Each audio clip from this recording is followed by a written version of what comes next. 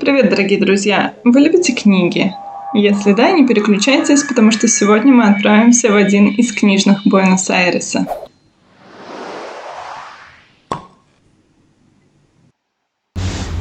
Некоторые из вас, наверное, уже догадались, что речь пойдет об одном из книжных, который в 2008 году был назван британским изданием The Guardian вторым по красоте в мире среди книжных магазинов. Это книжный магазин El Ateneo Grand Splendid, расположенный в районе Реколета в Буэнос-Айресе. Ну и пойдемте зайдем и посмотрим, что же там такого прекрасного.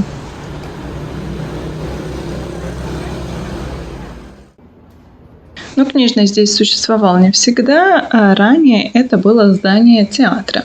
Причем первый театр здесь появился в 1903 году, Северный национальный театр. От него ничего не сохранилось, кроме фундамента. И вот в 1917 году здесь начинается строительство нового театра, которое получило название Grand Splendid. Его инаугурация прошла в мае 1919 года. Этот театр был построен по заказу австрийского бизнесмена Макса Глюксмана. И выполнено здание в стиле эклектика испанскими архитекторами. Дизайном занимались архитекторы Перо и Торрес Арменголь, а вот строительством уже непосредственно занимались Писсоне и Фалькопе. Портер насчитывал 500 мест, а вообще вместимость была более 1000 человек. Но в первую очередь было сделан этот театр, ориентирован на кинематограф и на первое звуковое кино. Вот внутренняя отделка, все, что мы здесь видим, это все сохранилось в естественном виде.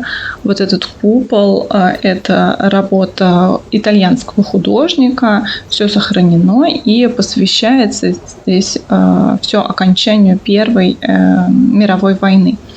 Олицетворяется мир, вот эта женщина в середине, женская фигура на пьедестале, окруженная примирившимися конфликтующими и различными розами, цветами, голубями, нимфами.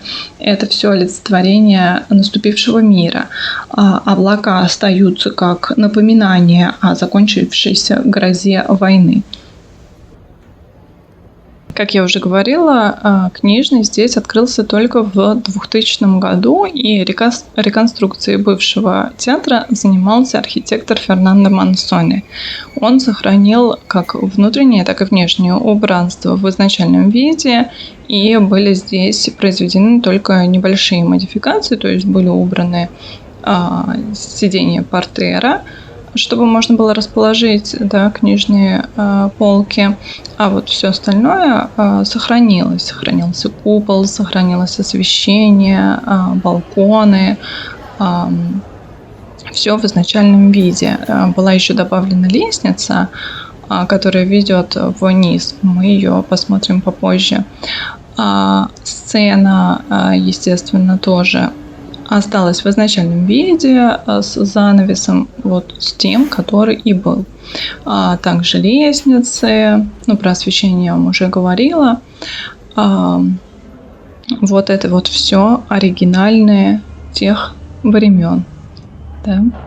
В 1919 году, напоминаю, было открыто здание этого театра. Вот на балкон сегодня попасть нельзя, а раньше были сохранены ложа на нижних этажах, где можно было, и не только на нижнем, но и на втором, на третьем этаже было сохранено это все с доступом. То есть люди, обычные туристы, читатели, просто прогуливающиеся мимо, могли прийти, взять книжечку и расположиться на балкончике, в кресле, почитать. После известных нам всем событий в 2020 году это все закрылось. А вот на сцене всегда существовало кафе, оно снова открыло свои двери. Здесь можно посидеть, попить кофе, что-то поесть и тоже полистать книжечку. Третий этаж сейчас для публики практически недоступен, только когда там проходят какие-то выставки. А вот в 1923 году здесь было радио. Оно просуществовало до 1930 года. Ну, а мы сейчас с вами посмотрим на ту самую механическую лестницу, которая была добавлена после реконструкции, и она ведет на нижний этаж. Здесь есть музыкальный сектор, мы о нем еще попозже поговорим. И главное, на мой взгляд, и самое интересное, это детский сектор. Детский сектор в свое время очень удивил меня тем, что детям спокойно можно брать все, что им вздумается, можно расположиться на полу. Здесь вот сделан такой мягкий пол, теплый. И дети часто раньше, до известных всех нам событий, могли садиться и дружно большими компаниями рассматривать книги, играть, выбирать и так далее. Здесь очень много книг совершенно разных, есть и более, скажем так, доступные, есть и книги дорогие с особыми такими красивыми иллюстрациями, подарочные издания, да. Есть и игры развивающие, и есть книги для совсем самых маленьких деток, есть книги и, в общем-то, уже для детишек постарше. Вот такие, например, чудесные издания Эдгара Аллана По в переводе на испанский знаменитым аргентинцем Хулио Кортасаром. И вот с такими чудесными иллюстрациями книга.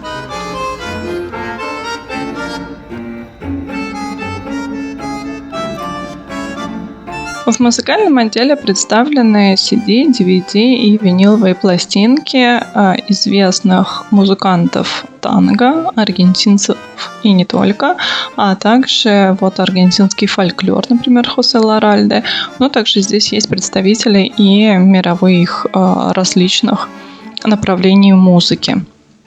Ну а сейчас мы с вами снова вернемся на основной этаж и посмотрим, какие книги можно увидеть в этом книжном магазине.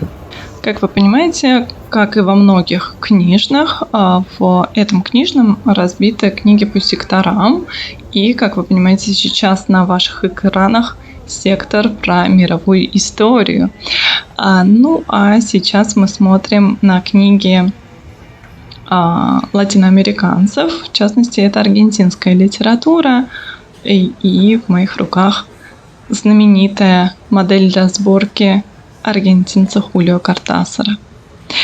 Конечно, особенно приятно здесь встречать книги русских писателей, например, вот Антон Павлович Чехов. В твердой, между прочим, обложке, что редкость для аргентинских книжных. Ну, а это моя любимая книга, прочитанная в 2021 году. Это была Робин Хоп. Книги здесь, к сожалению, не имеют ценников.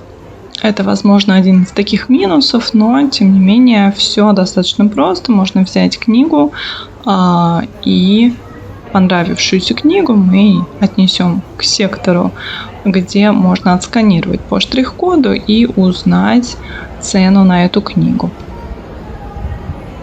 Если на основном этаже в основном книги художественная литература разных лет, разных стран, то вот на уже других этажах книги по интересам, секторам и так далее.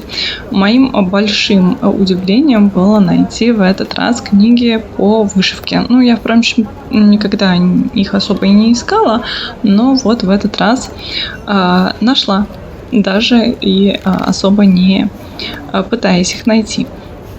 И не надеясь их найти. Я, наверное, уже говорила, что аргентинцы не очень-то любят вышивку именно крестом, но, тем не менее, вышивают в других техниках.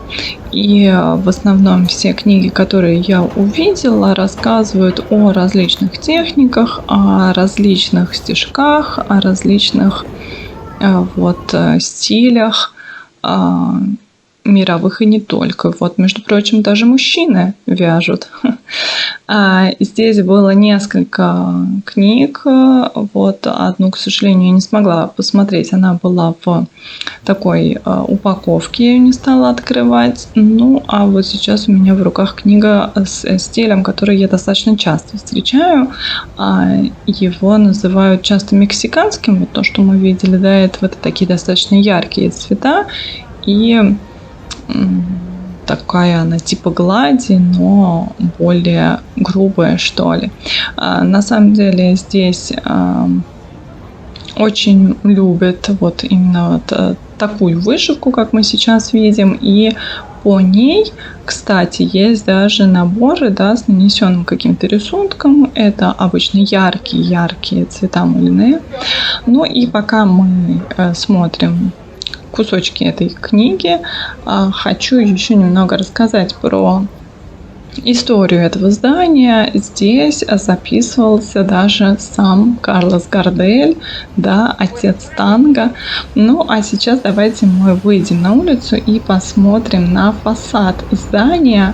Он в греческом стиле выполнен, но выполнен итальянским скульптором Трояни. Вот эти вот атланты, поддерживающие балкон, это его работа, и все это сохранилось как раз в оригинальном стиле, как и было сделано в 1919 году. Ну а сейчас я буду с вами прощаться, а вам предлагаю под музыку прогуляться еще раз по этому чудесному книжному магазину. Спасибо за просмотр и пока!